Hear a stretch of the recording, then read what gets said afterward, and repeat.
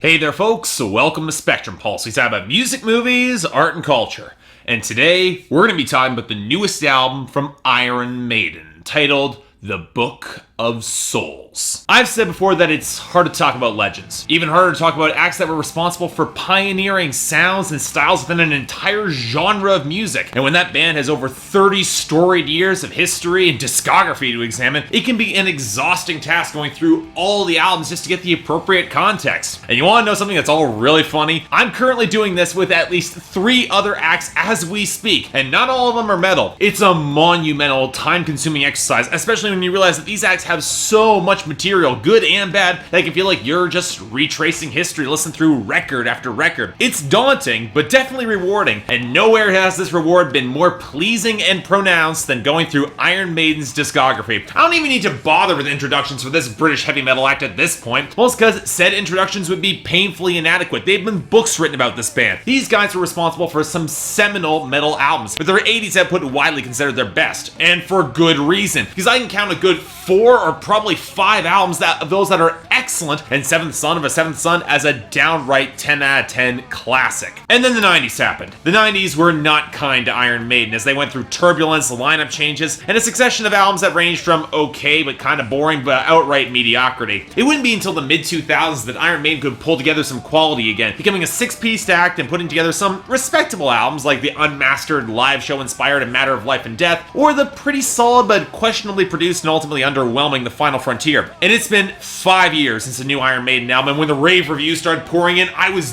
definitely interested, definitely excited, but a little skeptical, especially considering it was their first double album spanning over 90 minutes for 11 songs. But hey, this is Iron Maiden. They've blown my mind before. 16 albums into their career, can they do it again? Well, not quite. But the album is still damn good all the same. Easily one of their best albums since the 80s that shows a veteran act can still deliver quality heavy metal. Now, does it rise to the level of those classic records? Honestly, on some level, time will tell. But I do reckon for as grandiose and huge as The Book of Souls is, it doesn't quite capture that bombast as well as I think that Iron Maiden could have captured it. Although I definitely appreciate they never sacrificed their iconic sound to get to where they are. And in a sense, that's what makes this album a little bit hard to describe and criticize in order to differentiate it from its predecessors. It has the tones, grooves, and punch of a typical Iron Maiden album. A roiling, low rhythm guitar, a focus on prominent melodic grooves and solos that either show off some impressive shred or syncopation between the guitars that's genuinely impressive, especially on the lead-off singles Speed of Light or Death or Glory. Drums that might feel a little bit too prominent in the mix, like the cymbals on the title track, but still kick all amounts of ass with their very methodical rhythms. And finally, some production that allows those guitars to burn with real texture and energy. Now, when it comes to the Iron Maiden that I personally enjoy, the looser and more energetic and prominent the bass lines and grooves are, the better, especially when measured with more melodic segments that can make the most of that. And while there are some sluggish moments, like the stiffness of When the River Runs Dry, or the slightly more melancholic The Man of Sorrows, most of this album runs at a pretty steady clip while still allowing enough instrumental change-ups to make the longer songs feel very dynamic, at least to me. Now, granted, in the case for all 3 songs over 10 minutes, I would argue that a tighter edit might have helped a little bit better to strip back some of the more repetitive elements, especially the backing vocals on the Red and the Black that did get a little bit old after a while. But at the center of this album, the rock-solid core of Iron Maiden's sound is still here and still awesome. But it's where they opt to expand away from that core where things get a little bit more complicated. In the simplest case, it's like the cowbell in Speed of Light, or the more rubbery guitar tone on the solo of Tears of a Clown, or the acoustic progressions that open up the title track on the Red and the Black, or the fantastic piano melody that opens up the album closer, Empire of the Sky. The problem comes when they try to introduce more diverse instrumentals, like those horns that open up the spaghetti western-esque opening of If Eternity Should Fall, or the stingers within the Red and the Black or Empire of the Clouds, or the addition of strings to that song, or the gleaming synth backdrop that Iron Maiden tries to use to add some sort of soaring gravitas to this album. It really does feel like a step towards grandiose power metal and symphonic metal, and being a fan of these genres, I would normally have no problem with this. But it also allows me to spot when Iron Maiden is opting for a DIY approach to the orchestration instead of pulling in, let's say, an actual orchestra with real brass and a full string section. And as I said, I appreciate Iron Maiden doing it on their own,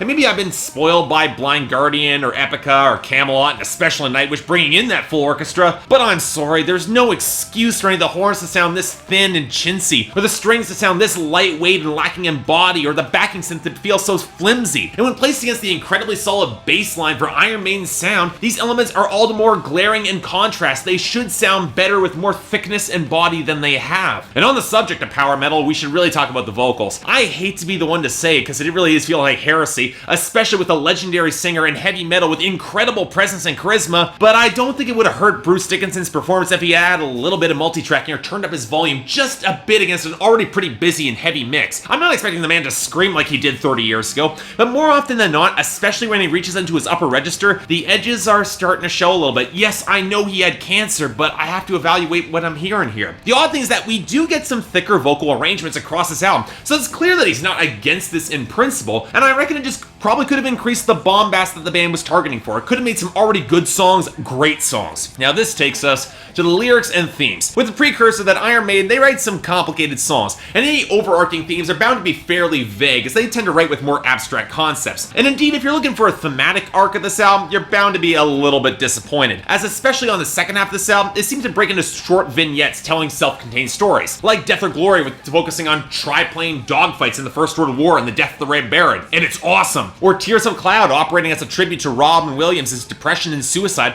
as one of the most emotionally compelling moments on this album. It's a really great song. And then the closer, focusing on the crash of the British R-101 airship crash in 1930, a track going for Titanic-esque grandeur and nearly succeeding. But the overarching metaphors focus on meeting death, that great unknown, that grand uncertainty of what might come after. It's not precisely a new theme in metal. Over the past year, Devin Townsend and Between the Buried and Me tackled very similar themes on their albums, and Epica also took a stab at comprehending unknowable truths on the Quantum Enigma in 2014, but to Iron Maiden's credit, they do a pretty impressive job showing the many ways that one might approach such an end. From outright nihilism on the soul-eating if eternity should fail, especially with that outro, or the inevitable pointless slaughter in a world that just does not care and a god that might not be able to give all the answers on the Great Unknown or Shadows of the Valley, to the uncertainty and insecurity at one's own failures that gives them a certain amount of pause on the Red and the Black. And then there are songs like the Mayan-inspired title track, or the Man of Sorrows that adopted the shell of the Greek Karen myth to guide and protect souls as they stride into that unknown, give them that little bit of confidence. But if I were looking for a place where this album kind of loses a little bit of punch with me, it'd be that the grandiose abstraction comes in and all. It's one of the reasons why Tears of a Clown, or Death and Glory, or even the very frustratingly flawed The Red and the Black hit me a little bit harder emotionally, because they have some of that human pathos, they have that connection to the real world. And in the last case, some surprisingly detailed writing, drenched in gambling and Iron Maiden-inspired iconography, has the questions how really ready you are to take that final step into the unknown, whether or not you're ready to face that death. So you know what, at the end of the day, I've got a hard time disliking a lot of this album because Iron Maiden's core sound is still inevitably kick-ass and potent in terms of its composition, its skill, and raw power. A lot of this album is really likable. I don't think there's a single bad song here. But at the same time, I can't really love it as much as I want to because of the production missteps, and outside of a few songs, the writing really not resonating with me as powerful as I'd like it to. Are they veterans who, thanks to their contributions to the industry and the genre, probably deserve a pass here? Well, yeah, of course they do. But on the same note, they've also got the budget and the clout to have done a lot more, and the fact that they didn't does kind of bug me a little bit. So for me, this album is an extremely strong 7 out of 10, and definitely a recommendation if you're a fan of Iron Maiden, just some kick-ass heavy metal. But I'd hesitate to say this is at the level of their 80s output.